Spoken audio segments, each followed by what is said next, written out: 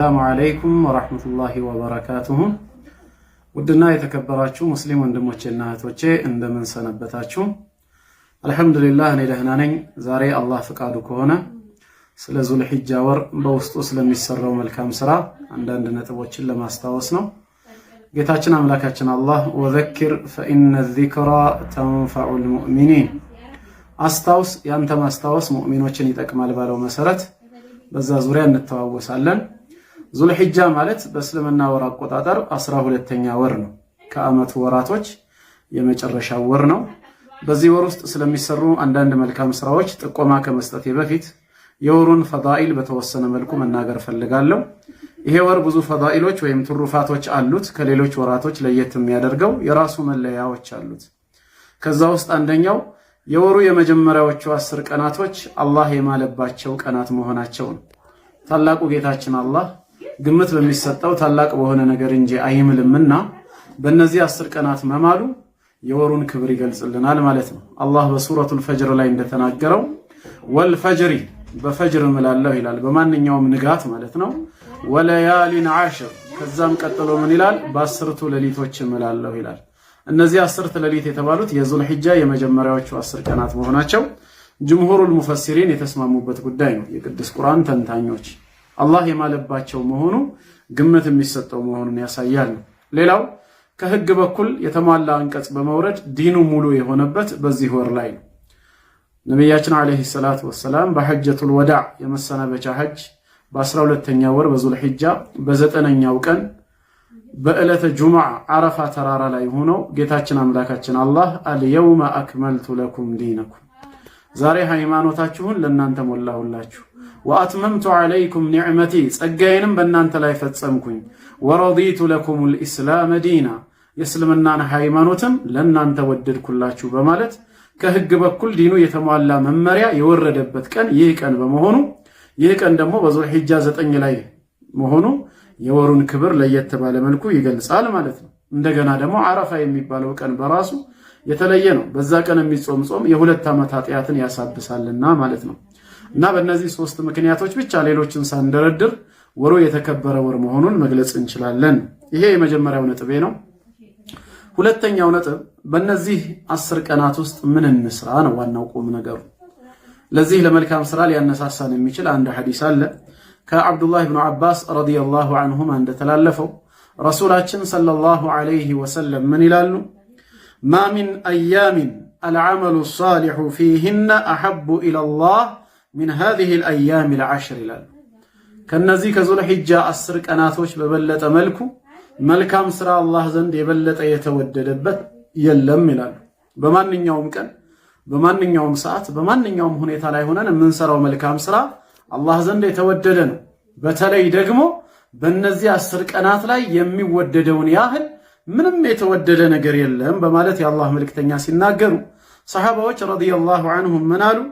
ያ ረሱላላህ ዐለይሂ ሰላቱ ወሰላም አንተ የአላህ መልእክተኛ ሆይ ወለል ጂሃዱ ፊ ሰቢልላህ በአላህ መንገድ ለእምነታችን ለኢስላም ክብር ሲባል ጠላትን መታገል ጂሃድ መውጣትም እንኳ ቢሆን ሲሏቸው فقال رسول الله صلى الله عليه وسلم ولا الجهاد في سبيل الله አው በአላህ መንገድ መታገል ጂሃድ መውጣትም ቢሆን አይወዳደረውም إلا رجل خرج بنفسه وماله فلم يرجع من ذلك بشيء ሰውየው ንብረቱንም ነፍሱንም ይዞ ወጥቶ ሳይመለስ በዛው ሰማዕት ሆኖ ለእምነቱ ክብር ብሎ ከተሰዋ ሸሂድ ሆኖ ከሞተ በስተቀር እንጂ የተመለሰ እንኳን ከሆነ ከምርኮ ንብረት ጋር በእነዚህ 10 ቀናት ውስጥ የሚሰራ መልካም ስራ ይበልጠዋል አሉ።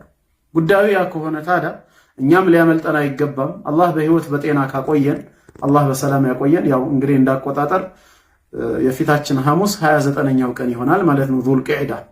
ወሩ በዛው ከተጠናቀቀ ጨረቃ ከታየ የዙልሂጃ ከሐሙስ ምሽት በመንለው በተለምዶ ለይለቱል ጁሙዓ የጁሙዓ ሌሊት ቀኑን ጨምሮ የዙልሂጃ 1 ብሎ ይጀምራል።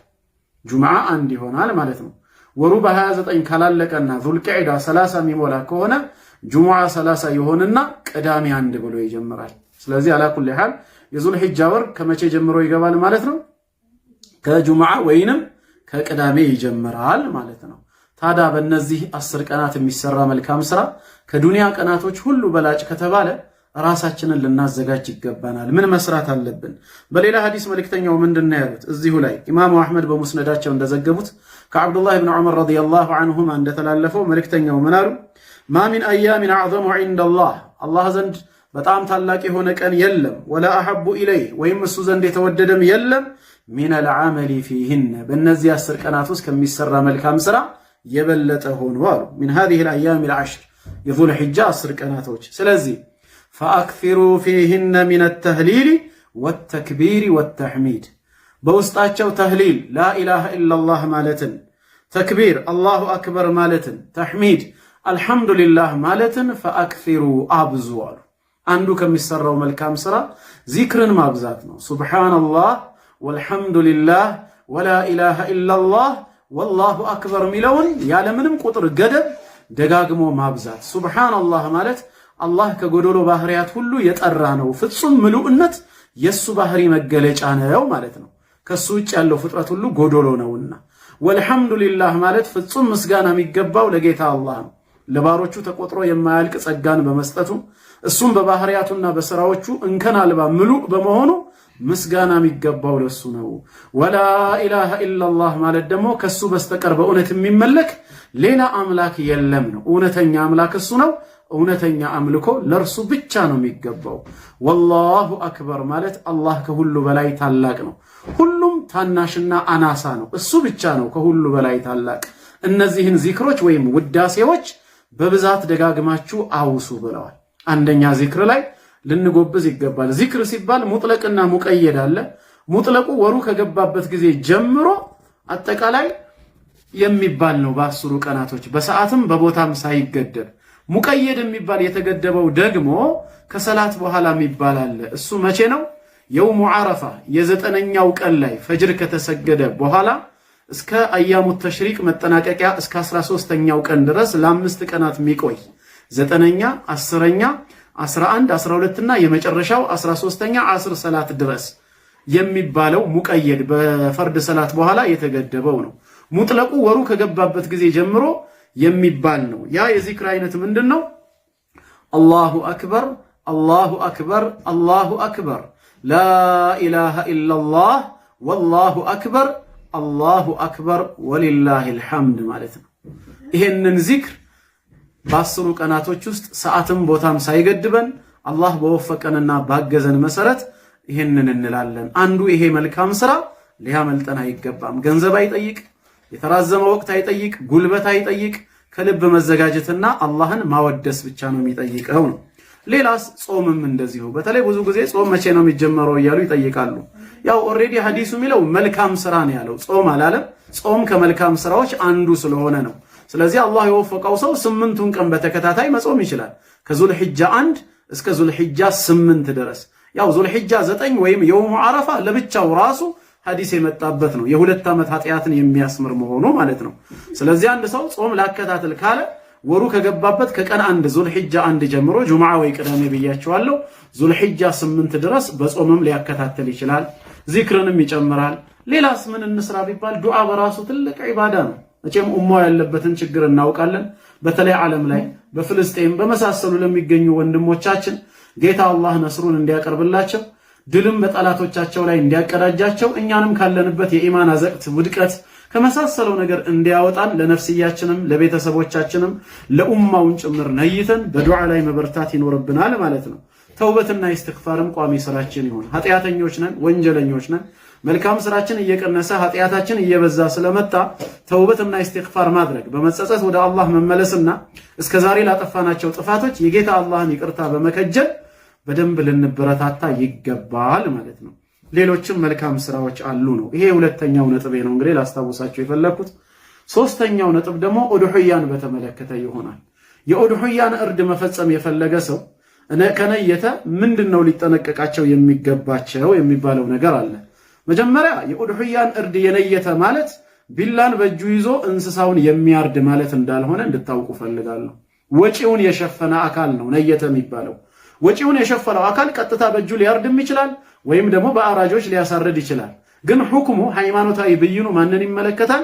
ወጪውን የሚሸፍነውን አካል ነው። በእጁ አረደም አላረደም ዘንድሮ የኡድሂያ ወጪ በኔ ነው ለኔ ወይ ለቤተሰቤ ብሎ ከነየተ እሱን ነው የሚመለከተው። ከሱ ውጪ ቤተሰቦቹን ወይ የሚያርደውን ሰውዬ ሌላ ከሆነ እንዲያርጉ እንዲያታደርጉ አይባልም። ቀጥታ ሁክሙ የሚመለከተው ወጪውን የሚሸፍነው አካል ነው። ምን ይሁን ይሄ ሰው ከነየተ ከተባለ ምን ማድረግ አለበት? ነብያችን ሰለላሁ ዐለይሂ ወሰለም ምን አሉ? ከኡሙ ሰለማ ረዲየላሁ ዐንሃ እንደተላለፈው ኢዛ ደኸለቲል ዐሽሩ የዙል ሒጃ 10 ቀናት አንድ ብሎ መግባት ከጀመረ ወአራደ አሐዱኩም አን ዩضحየ ኡድሂያን እርድን ከናንተ አንዳችሁ ከነየተ ወይም ከፈለገ ፈላ የመሰ ሚን ሸዕሪሂ ወበሸሪሂ ሸይአን ከፀጉሩም ሆነ ከቆዳው ላይ አንዳች ነገር እንዳይነካ።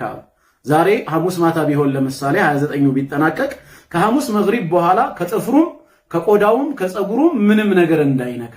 ፀጉሬ አድጓል ወይም ጥፍሬ ረዝሟል ካለ ቀደም ብሎ የነየተ ሰው ያ የዙል ሒጃ ወር ከመግባቱ በፊት ጣጣውን መጨረስ አለበት። ከገባ በኋላስ ከፀጉሩም ከቆዳውም ከጥፍሩም ምንም ነገር እንድንትን እንዳይል፣ እንደው በጣም አስገዳጅ ሆኖበት ምናልባት ጥፍሩ እየተዋጋ ካስቸገረው ያንን አዛ ለማስወገድ ካልሆነ በቀር ዝም ብሎ አድጓል በሚል ሰበብ ጥፍሩንም ቆዳውንም እንዲሁም ከፀጉሩ ምንም መንካት የለበትም። ይሄንን ነው የከለከሉት ረሱላችን ሰለላሁ ዐለይሂ ወሰለም ማለት ነው። ድንገት ረስቶ ቢፈጽምስ ከተባለ መርሳት ኃጢአት አይደለም፣ ከሰው ቁጥጥር በላይ ነውና በይቅርታ ይታለፋል። ሆን ብሎ ካደረገስ? ሆን ብሎም ያደረገ ሰው እርድህ ተበላሽቷልና አቁም አይባልም። እርዱ ትክክል ይሆናል። ሆን ብሎ ለተዳፈረው ግን ተውበት ያስፈልገዋል። ጌታውን አላህን ይቅርታ ሊጠይቅ ይገባል ማለት ነው። በዚህ መልኩ ሊሆን ይገባል። አላህ በወሩ ላይ በህይወት በጤና ቆይተው በዒባዳ በዚክር በዱዓ በኢስቲግፋር 10ን ቀን በአግባቡ ተጠቅመው ኃጢአታቸው ተምረው በሱ ረሕመት ጀነት ከሚገቡ መልካም ባሮቹ ያድርገን። ወሰላሙ ዐለይኩም ወረሕመቱላሂ ወበረካቱሁ።